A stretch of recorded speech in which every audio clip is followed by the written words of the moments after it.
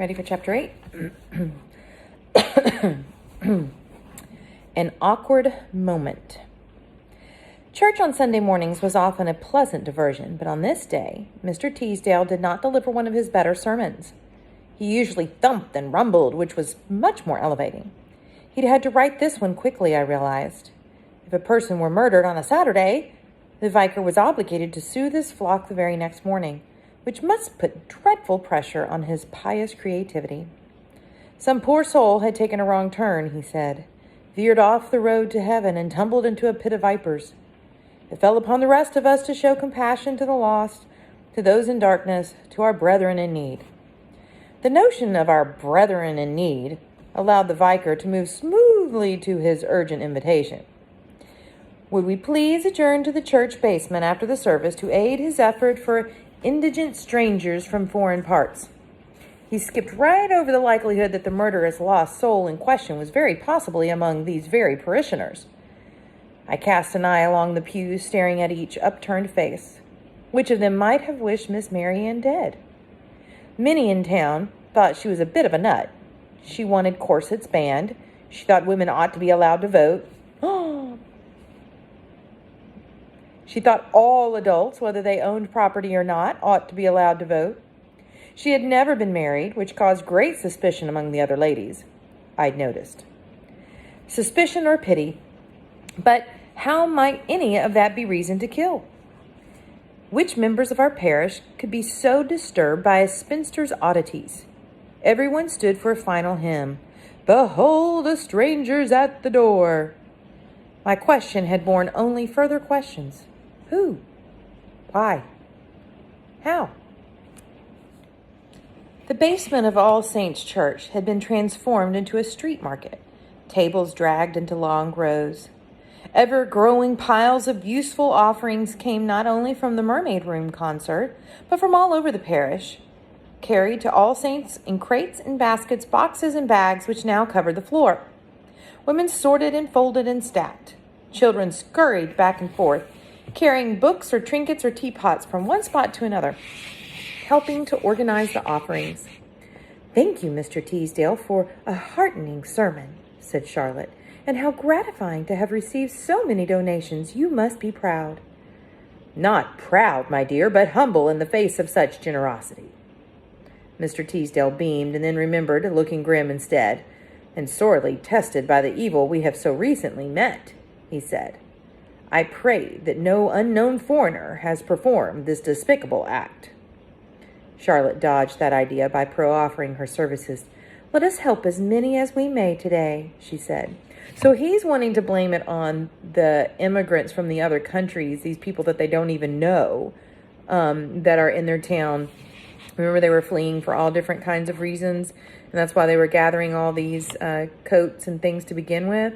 And that's who he has now said twice that he is suspicious of. And, of course, we know that Aggie, is really kind of more suspicious of the people right there in the town that knew Miss Eversham, right? I had already found a task, unpacking books and setting them up in rows. Mr. Teasdale prayer felt like a wasted one, in my opinion. How and why would an unknown foreigner sneak into the Mermaid Room carrying poison? I whispered to Charlotte once the vicar had moved on. Shh, said Charlotte. Do not think upon such things. All these boring books, I said a moment later. Why would a foreigner want to read one?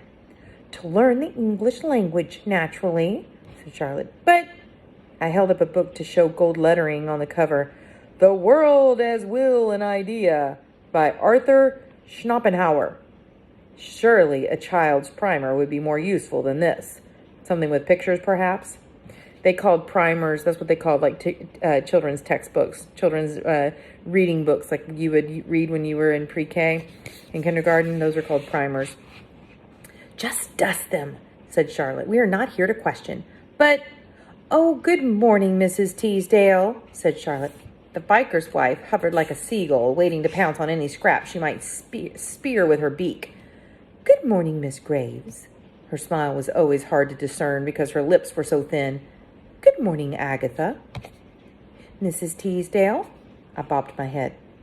"You've had a shocking time," she said to me. I bobbed my head again, it being easier to agree than to explain that finding a corpse was a stimulating sort of shock rather than one of the unpleasant variety. "I was with Rose Eversham, you know," said Mrs. Teasdale, "when she got word of her mother's death. She was here helping to set up the tables and such." Rose Eversham was in the church basement while her mother was being murdered.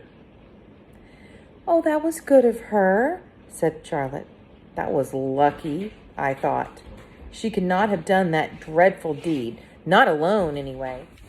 She did not help us with goodness and she did not help us with goodness in her heart. What does that mean? Sounds like she's saying that she didn't do it nicely. "She did not help us with goodness in her heart," said Mrs. Teasdale, "but as penance for using the Lord's name in vain during choir practice." Oh, it was a consequence for her being there. She wasn't there because she wanted to. "My husband is cunning when it comes to gathering volunteers for church functions." I noticed then that the vicar's wife seemed to be holding someone's arm, a smallish someone out of sight behind her. "I'm sure Rose Eversham was most grateful to be in a place of refuge when the news came," said Charlotte. "I had my smelling salts ready," said Mrs. Teasdale, "but they were not needed." The girl barely flinched. "Her spirit is a briar patch, that one. If I were not a Christian, I'd say she'd smiled when my husband spoke with her." "A man of great insight," said Charlotte. "No doubt he coaxed a smile of bravery with words of comfort." She's trying to be nice, and the vicar's wife is not being nice, right? "Have you met our visitor?" Mrs. Teasdale pulled on the arm, trying to bring its owner into view. "He has come to stay with us at the vicarage for a few months, so that we may set an example of charity to our parishioners. Our own little immigrant." "Hector! Aren't you, dear?" Her voice got louder when she spoke to him. I saw that Hector wished the stones of the floor would split open and swallow him into the earth below. "We're waiting to hear whether the rest of his family will be joining him." Mrs. Teasdale spoke extra slowly. "Belgium is quite civilized on the surface of things, but their wretched king has behaved so badly. I'm not surprised that Hector's father has sent his son away for a time." She was talking like he's stupid instead of just that he is from a different country, right? So she's trying to talk all slow like he's dumb. He's not dumb. "Mrs. Teasdale," I began. "I know Madame," said Hector, "I have already the pleasure of—" "The schools in England are better, of course," said Mrs. Teasdale. "Think what they might be teaching in a country where everyone speaks French." "French or Flemish, Madame," said Hector. "Goodness, what have you got there?" She poked at the collection of things that Hector held in his arms. "Are those for your father, dear?" Her voice was loud to the point of being shrill. She tried to tug free a shiny black shoe from Hector's collection. "These are quite impractical," she said. "Shall I help you find something else?" "Non, madame. These are for me." I'd seen those shoes dropped into one of the bins at the mermaid dance room the night before the murder. Hector might be the only person in Torquay who would consider them a treasure worth fighting for. They had found a good home. He also had a woolly green hat and a book. "A study in scarlet," I said. "Sherlock Holmes is my favorite." Hector smiled. "I am now to read in English," he said. Mrs. Teasdale sighed and relinquished her grip on the patent leather shoe. She asked Charlotte to assist in moving a stack of table linens. I stayed by the books, immobilized by revelation. Hector's jacket was neat and fit him well, with no visible patches. An English boy might be seen wearing the very same item. His hair was clean, his teeth bright, and his manners good enough to have impressed Granny Jane. His accent was odd, but he did not smell of any exotic spice. Admittedly, my experience of boys was limited to those I saw on the street or roller skating on the Princess Pier.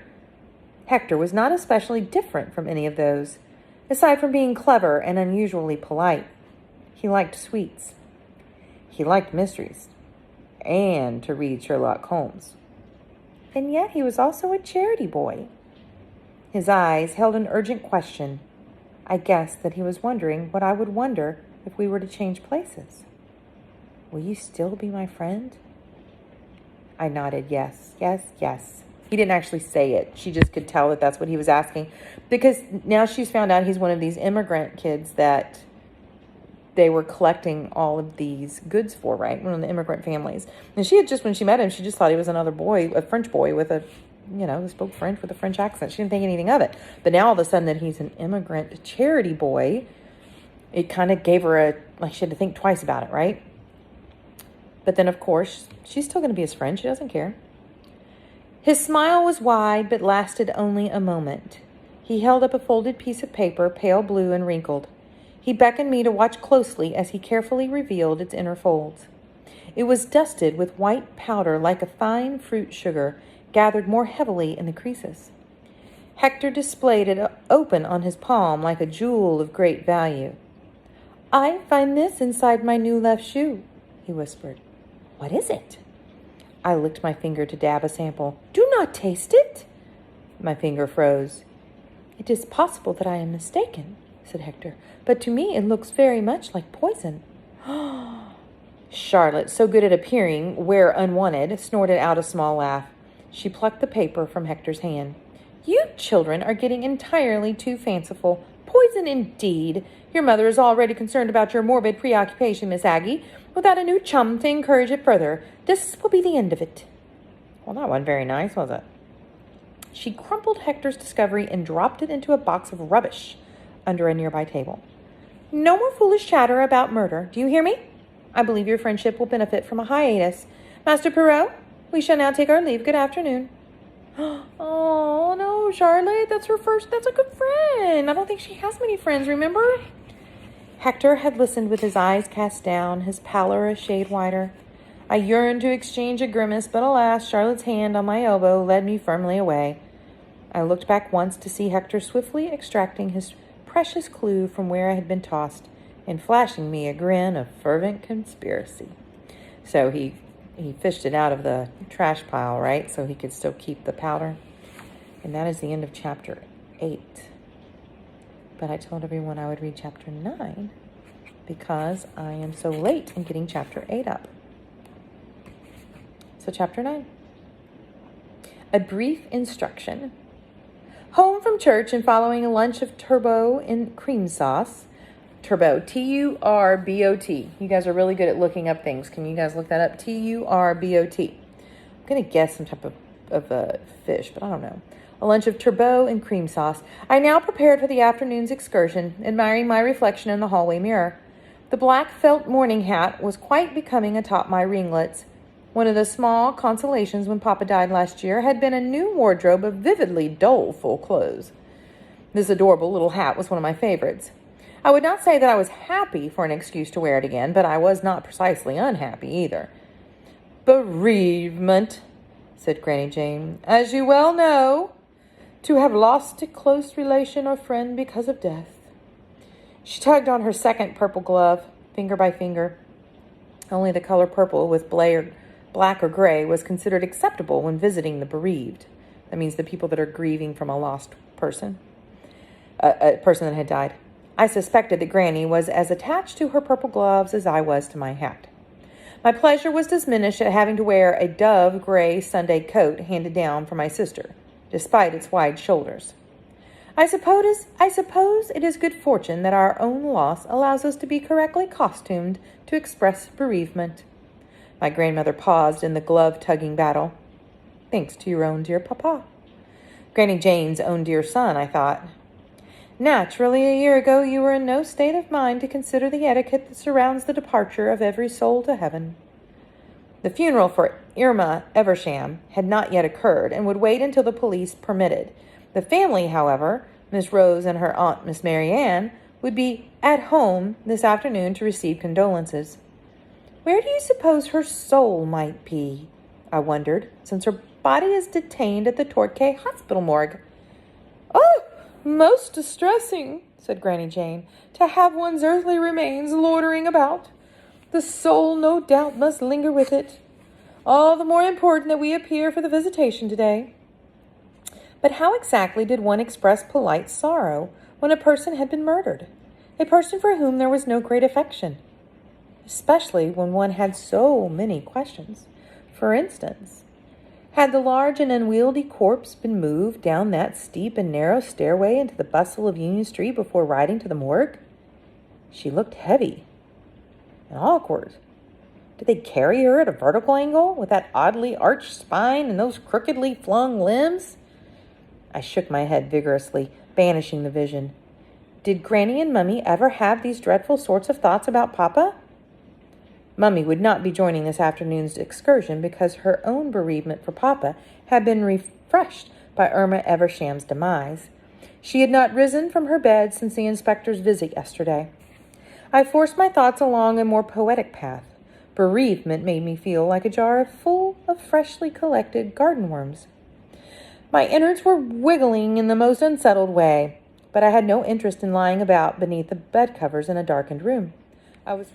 I was ferociously curious to know who in Torquay was a wicked assassin. Granny Jane, just to be clear, is bereavement necessary only for a loved one? The whole town knows that Rosa's mother was a crosspatch. She and Miss Marianne fought like cats over a fish's head. Squabbled like seagulls over a sandwich crust, this is in her brain. Battled like God and the devil over a dying soul. Granny Jane made a harumping noise.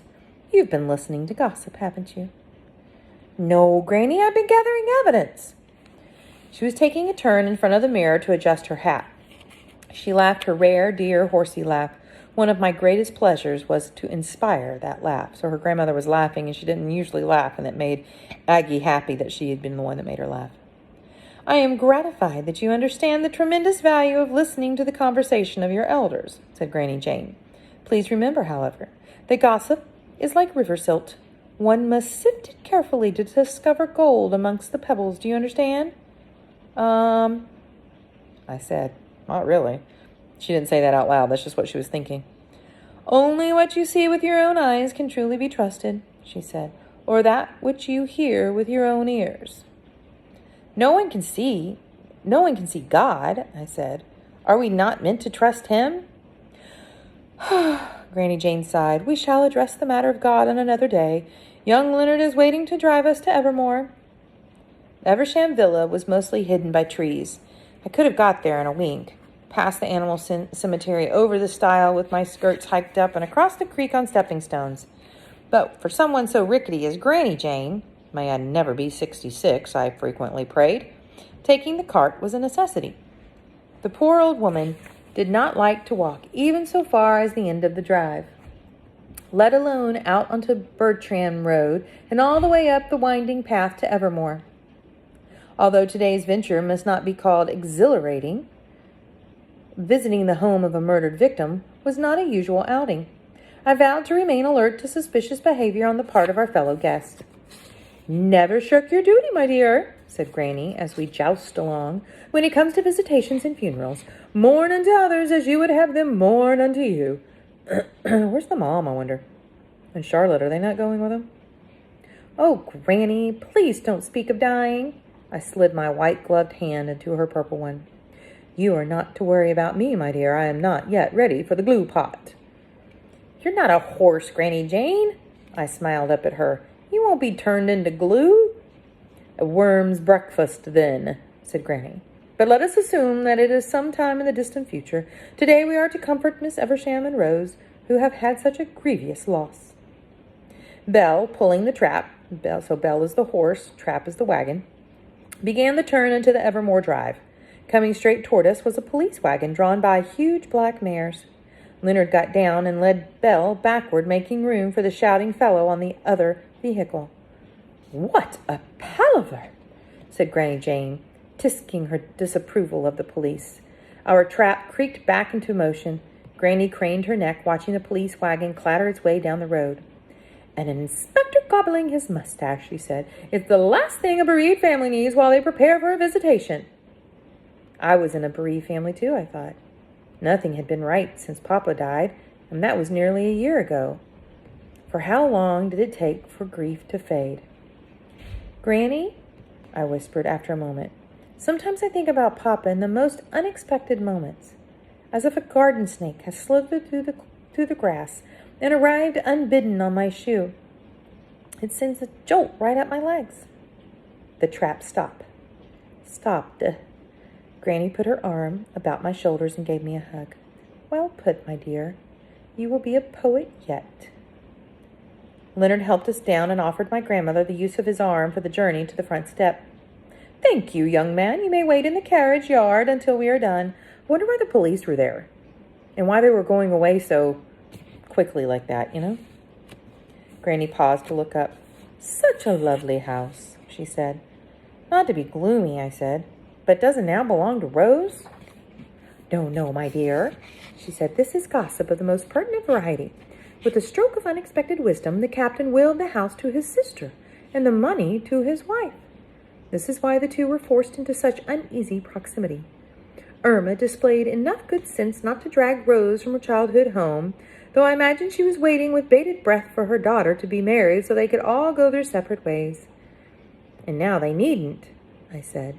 Go separate ways, I mean. Rose and her aunt can just go on living here together. They love each other dearly.